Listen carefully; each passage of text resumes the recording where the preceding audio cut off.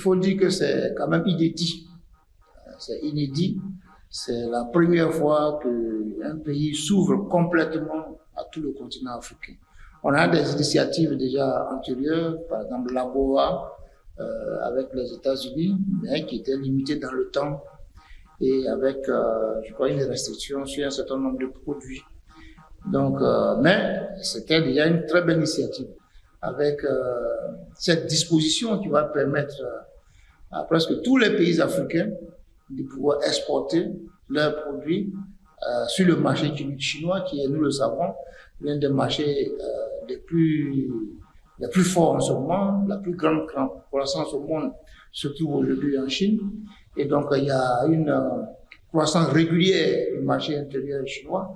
Et donc, la possibilité offerte aux pays africains de pouvoir accéder à ce marché-là sans tarif douanier, c'est vraiment important. C'est important pour les pays africains parce que ça va leur permettre. Donc, déjà, le commerce entre la Chine et les pays africains tourne autour de 300 milliards de dollars.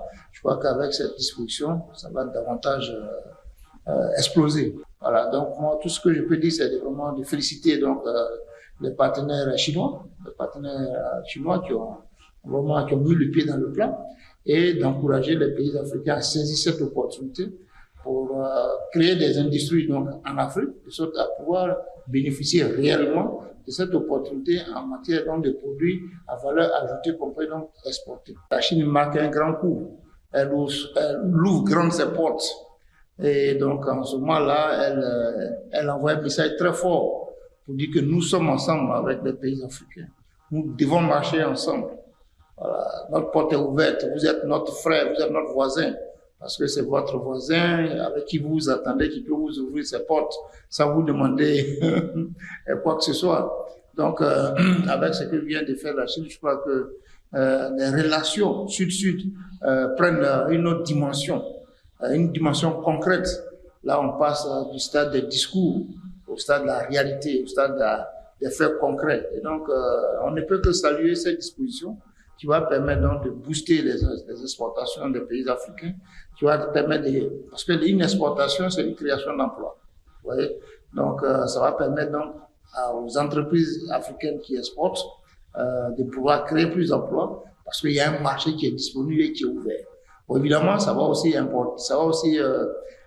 impacter positivement les entreprises chinoises qui importent des produits africains parce que ça va, comme matière première, parce que ça va leur permettre également donc, de réduire leur coût de production. Cette possibilité doit être l'occasion de restructurer nos économies de sorte à exporter aussi des produits transformés. On peut continuer d'exporter des produits, des produits de base, mais il faudrait saisir cette opportunité justement pour créer les conditions de la transformation de ces produits-là et pouvoir les exporter parce que, à ma connaissance, les produits manufacturés sont également, font partie donc des produits qui sont exemptés de ces droits de douane. Donc, il n'y a aucune raison non, de se limiter uniquement donc à l'exportation des matières premières. On peut également exporter des matières premières, on peut exporter des produits manufacturés et c'est une excellente opportunité qui est faite. Donc, c'est à nous de saisir cette opportunité et de la transformer, de profiter pour transformer nos économies pour faire donc des économies, disons, industrialisées.